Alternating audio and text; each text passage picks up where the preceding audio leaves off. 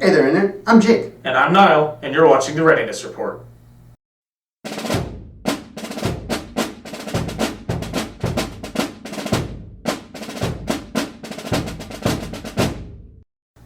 Today we're going to be covering Iron Maiden. Yep, the new book from Team Yankee covering the British Army of the Rhine came out last week. We had a chance to see them in action in our Iron Maiden release tournament last weekend. Yeah, 3 battles were fought between the British and the West Germans. That's because that's the way pairings worked out. There was, one Soviet player, and the rest were West Germans, so the one Soviet player in the tournament, happened to be the one controlling the West Germans for that one. Well, the British. The British for that one. Yeah, it was random, but unfortunately, we never got to face the Soviets.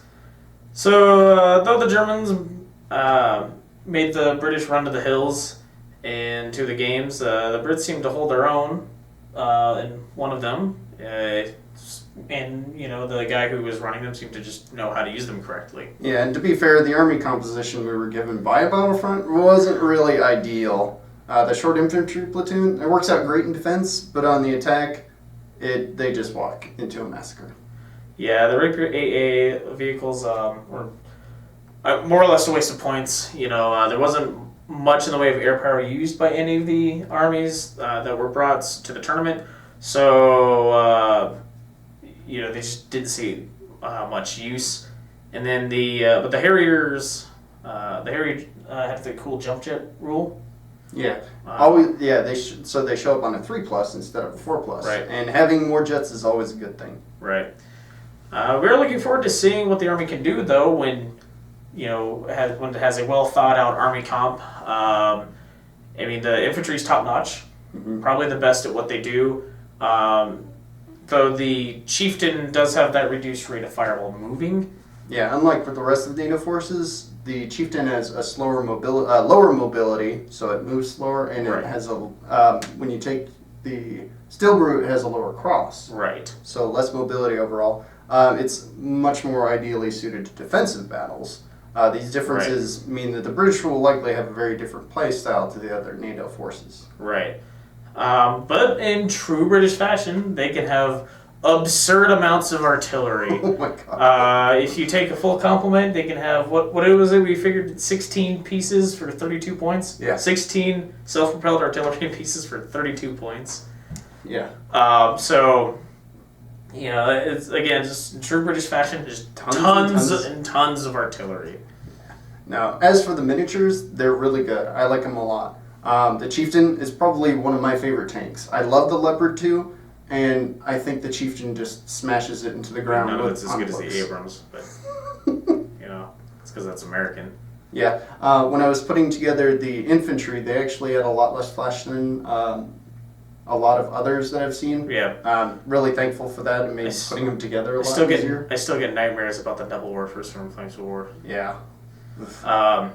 But the Harrier, though, does suffer from the sort of casting defects that the rest of the fixed-wing aircraft have had for the game, as far as the slightly crooked nose cones and around just breaking of the resin or along thin edges and things like that. Yeah, those took me some time to put together. The rear wings are metal, but the rest of the body is. Yeah, it's just, So, basically the miniatures are of the quality we've come to expect from Team Yankee at this point. The infantry look good, probably the best 50mm infantry in the market. The vehicles look good. The fixed-wing aircraft leave something to be desired, and the helicopters are tons of fiddly bits. Yeah. What might be most interesting about this book is that it mentions the war entering a new phase. Yes, we're very excited about that. Yeah, we already know that we're getting East Germans sometime next year. Yep. We're going to get the Soviet forces in Germany. These were the guys that were stationed in Russia that they moved over to Germany for the war. Right. Also, what would be interesting is the rest of NATO. Yeah. we Anzac have been pretty much confirmed, right? Mm-hmm. That's probably much further down the road than the rest of the Warsaw Pact countries. And even expanded American forces I'm really excited about getting. We didn't have any whatsoever. I would love to see some M60s as well as some of the A1 Abrams. And I mean, we have the model for the A1 Abrams on the sprue that comes in the Abrams box, the Abrams platoon box. Yeah, and I want armored and air cav. That would just be Yes. swell. So, yes, just let us have the 101st in there, please. But yeah, I mean, that's our thoughts on Iron Maiden. So just want to say special thanks to Battlefront for providing the British Army that we used for our Iron Maiden Battle Day event, right? Mm-hmm. As well as the Brody Wagon objectives that they gave us to award to our players as well. Those cool. Those were pretty cool. If you like this video, subscribe to our YouTube channel so that you don't miss out on future videos. Also check out the videos on our Iron Maiden Battle Day event. Mm-hmm. If you want to see for yourself how the British play. Right. Those were live streamed on the day of the event. They should still be archived on YouTube as well. And as well, make sure you follow us on Twitter, Facebook, and G+, to make sure that you don't miss any updates. Bye. Feats? Frog feet. Frog feats. The nose cone. Technical term.